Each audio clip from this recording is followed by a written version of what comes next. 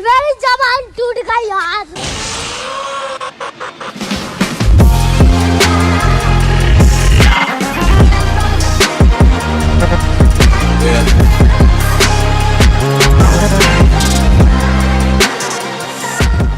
What's up guys, और क्या हाल है तुम लोगों का? आजकल एक मैटर चल रहा है, फिर से मुझे वीडियो बनाने का मजबूरी हो गई।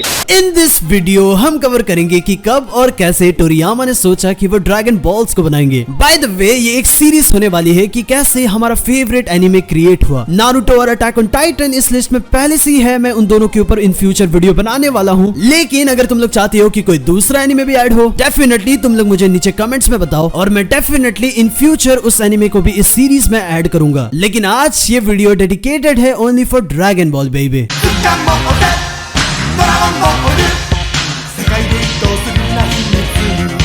ड्रैगन बॉल आखिर कैसे बना, इस चीज को समझने के लिए हमें जाना पड़ेगा थोड़े से पास्ट में। ये टाइम है टोरियामा के बचपन का। टोरियामा की फैमिली इतनी अच्छी कंडीशन में नहीं थी कि वो टेलीविजन को अफोर्ड कर सके। टोरियामा और उनके दोस्त इन्हीं सिमिलर प्रॉब्लम्स के चलते अपना खाली टाइम ड्राइंग्स में देने लगे। लेकिन लेटर टोरियामा ने ये रियलाइज किया कि ये जो हॉबी ड्राइंग की है ये उनको मजा दे रही है और उनके स्किल्स भी as compare to normal people थोड़े से ज्यादा है। और यही चीज फ्यूचर तक कंटिन्यू होते चली गई, जहाँ पे बाद में उन्होंने अपने एकेडमिक करियर को बिल्कुल लात मार दिया और वो डिजाइन डिपार्टमेंट से चुपचाप ग्रेजुएट हो गए। Well done. इसका मेजर रीजन ये था कि उनका पढ़ाई उनके और उनके आर्टवर्क के बीच में एक ऑब्स्टिकल बन रहा था। ग्रेजुएशन के बाद टोरियामा ने एक एडवर्टाइजिंग कंपनी में काम करना स्टार्ट किया और कुछ सालों के बाद टोरियामा को ये चीज रियलाइज हुआ कि कंपनी उनके और उनके आर्टवर्क के बीच में आ रही है, क्योंकि कंपनी को अब ज्यादा टाइम देना पड़ रहा है एज कम्पेयर टू आर्टवर्क। फिर उन्होंने उस कंपनी को भी छोड़ दिया। Well done. टोरियामा जो कि अभी खुद के 20s में थे, ऑफ कोर्स अब उनको रहने के लिए अब पैसे तो चाहिए थे और इतने में उनकी नजर गई बिगिनर मांगा कंपटीशन में, जो कि खुद सुएशिया से स्पॉन्सर्ड था। टोरियामा को लगा कि इस कंपटीशन से मिलने वाले पैसे से उनकी लाइफ अच्छी हो जाएगी। टोरियामा ने फिर एक मांगा लिखा जिसका नाम था अवावा वर्ल्ड और उससे वो कंपटीशन में गए। बट हावेवर पहले अटेम्प्ट से ही टोरियामा उस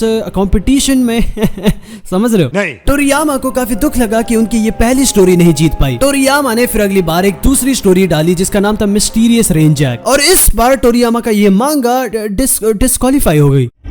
मगर क्यों? क्योंकि इस स्टोरी के कैरेक्टर्स काफी ज्यादा ही स्टार वॉर्स से इंस्पायर्ड थे, सो एक हद तक ये सुएशिया को कॉपी लगी। लेकिन समहाउ टोराशिमा जो कि तब के टाइम में सुएशिया के एक एडिटर थे, उन्होंने ये टोरियामा के दोनों स्टोरीज पढ़े और उनको टोरियामा में टैलेंट नजर आया, जिसके चलते टोराशिमा ने टोरियामा को मोटिवेट किया और कहा कि वो इस फील्ड में कंटिन्यू करे। और फाइनली 1978 में टोरियामा की पहली मांगा लॉन्च हुई जिसका नाम था वंडर आइलैंड। हालांकि इस मांगा ने ना ही कोई अच्छा परफॉर्म किया ना ही कोई बुरा। टोरियामा की ये मांगा एक ओके मांगा थी, लेकिन इसी छोटे चीज से मोटिवेट होके टोरियामा ने आगे जाके एक मांगा सीरीज लॉन्च की जिसका नाम था doctor slump. Doctor slump finally एक बड़ी हिट थी। बाय द वे, इस हिट के बारे में ज्यादा बात नहीं करते क्योंकि इस हिट के बाद जो आने वाला था वो तो बस एक हिस्ट्री क्रिएट करने वाली थी। हालांकि ड्रैगन बॉल डॉक्टर स्लम्प के खत्म होने के बाद रिलीज हुई थी, लेकिन ड्रैगन बॉल के लिए सोचना अंदर ही अंदर पहले ही शुरू हो चुका था। टोरियामा ये सोच रहे थे कि जब ये डॉक्टर स्लम्प खत्म हो जाएगा फिर वो क्या लिखेंगे। और फिर टोराशिमा ने टोरियामा को ये सजेस्ट किया कि आजकल की जनरेशन को कुंफू काफी पसंद है, तो तुम भी एक कुंफू रिलेटेड कोई मांगा निकालो। और एक तरफ टोरियामा जो कि खुद ही कुंफू के इतने बड़े फैन थे, जो कि ड्रंकन मास्टर जो कि तब के जमाने में जैकी चैन का एक मूवी रिलीज हुआ था। इनफैक्ट टोरियामा को कुंफू खुद इतना पसंद था कि वो ड्रंकन मास्टर जैसे मूवीज डजन्स टाइम्स देखते थे। सो आखिर ऐसे ऑफर को मना कैसे कर दे। टोरियामा ने फिर एस ऑर्डर 2 मांगा लिखे, ड्रैगन बॉय और एडवेंचर्स ऑफ टोंग पू, जो कि आगे जाके ड्रैगन बॉल के लिए बेस बनने वाला था। ड्रैगन बॉय ये स्टोरी भी असल में बेस्ड है एक लड़के के एडवेंचर्स के ऊपर, जिसका नाम हमें स्टोरी में टैंग टोंग बताया गया है। ड्रैगन बॉय की स्टोरी ड्रैगन बॉल के लिए आगे जाके बहुत सारी चीजों में बेस बनी। फॉर एग्जाम्पल, इस स्टोरी में भी टैंग टोंग गोकू की तरह ही एक बच्चा था जो कि मार्शल आर्ट्स में वेल ट्रेन्ड था और अपने अपोजिट जेंडर्स को लेके वो अवेयर नहीं था। जस्ट लाइक गोकू जो कि ह्यूमन दिखता था लेकिन उसके पास एक मंकी का टेल था, वैसे ही टैंग टोंग के पास भी ड्रैगन के विंग्स थे। यहाँ पे टैंग टोंग का डिजाइन आई थिंक की शकल उसका मैच करता है गोकू से, लेकिन बाल यहाँ पे ज्यादा मैच करता है अनडिफिटेबल यामचा से। हो सकता है कि टैंग टोंग गोकू और यामचा का फ्यूजन हो।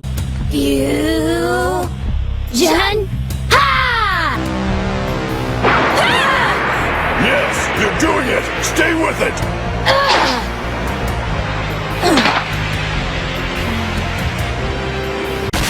टैंग टोंग का मास्टर इसमें भी फ्लाइंग निम्बस में राइड करता है, वेरस ड्रैगन बॉल में शुरुआत में मास्टर रोशी को राइड करते हुए दिखाया जाता है। इस स्टोरी में असल में एक प्रिंसेस है जो कि रिसेंबल करती है बुल्मा से, जहाँ पे टैंग टोंग उस प्रिंसेस को उसके घर में छोड़ने जाता है। काइंड लाइक ये पर्टिकुलर प्लॉट मुझे याद दिलाता है गोकू और चीची के फर्स्ट मीटिंग का। प्रिंसेस का कैरेक्टर डिजाइन भी आई थिंक चीची से ही ज्यादा मैच करता है, लेकिन जिस तरह से प्रिंसेस इस स्टोरी में बिहेव करती है आई थिंक वो ज्यादा मैच करता है बुल्मा से। और इनफैक्ट प्रिंसेस एक वेल्दी और पावरफुल फैमिली से भी बिलोंग करती है जस्ट लाइक बुल्मा, जहाँ पे प्रिंसेस जस्ट लाइक बुल्मा एक सेल्फिश, टेम्परामेंटल और एक इम्पेशेंट लड़की थी। तुम्हारा क्या ओपिनियन है? क्या प्रिंसेस ज्यादा चीची से रिसेंबल करती है या फिर बुल्मा से? और मैं भी क्या पता ये भी एक फ्यूजन हो।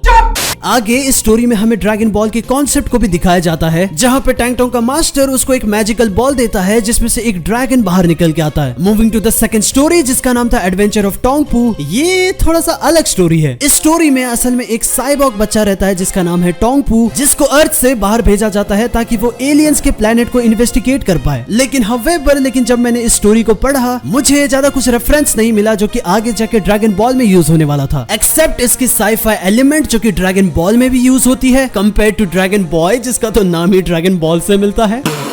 आई थिंक एक चीज जो कि आगे जाके ड्रैगन बॉल में इस स्टोरी से अडेप्ट हुई वो डेफिनेटली बुल्मा का डिजाइन और उसका समझ रहे हो नहीं।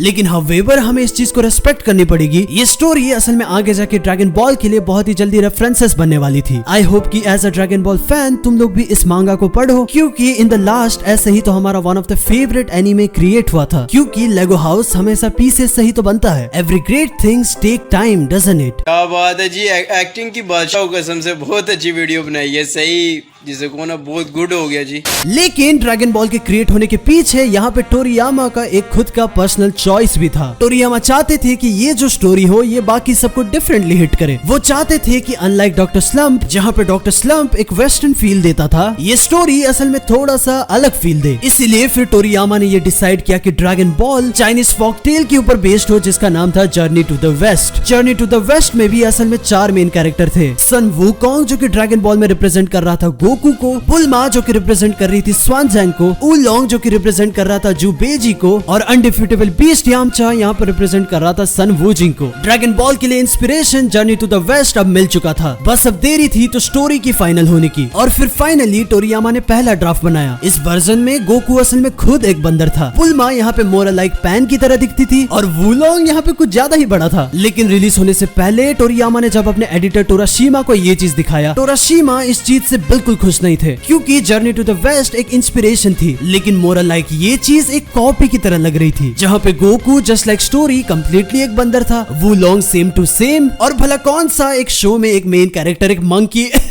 मतलब एक बंदर रहता है, क्योंकि main character in the last एक ऐसा कैरेक्टर होता है जिससे हम कनेक्ट हो, जिससे हम ऐसा ऑडियंस खुद को रिलेट कर पाए। और इन द लास्ट इस ड्राफ्ट को रिजेक्ट कर दिया गया। टोरियामा ने फिर दूसरा ड्राफ्ट बनाया, और ये ड्राफ्ट असल में एक हद तक ड्रैगन बॉल को कंप्लीटली रिसेंबल करती है। इसमें गोकू का रियल डिजाइन फाइनली फॉर्म हो चुका था। एलिमेंट्स जैसे 7 ड्रैगन बॉल का इकट्ठा होकर एक ड्रैगन का आना इसमें क्लियर हो चुका था। लेकिन हावेवर इस ड्राफ्ट में असल में बुल्मा का नाम पिंची था। लेकिन टोराशीमा ने असल में इस डिजाइन को भी पसंद नहीं किया। उन्होंने कहा कि कुछ कैरेक्टर्स में बस रीडिजाइनिंग चाहिए, क्योंकि गोकू से एक बहुत ही स्ट्रॉन्ग वाइब आनी चाहिए, क्योंकि गोकू एज यूजुअल स्टोरी के अकॉर्डिंग एक ऐसा कैरेक्टर होने वाला था जो कि बस स्ट्रॉन्गर और स्ट्रॉन्गर बनता जाए। और ये लुक बिल्कुल टोराशीमा को पसंद नहीं आया, और फिर तब जाके टोरियामा ने फाइनल ड्राफ्ट बनाया, जो कि आगे जाके ड्रैगन बॉल का रियल स्टोरी बना। And this is how Dragon Ball was created.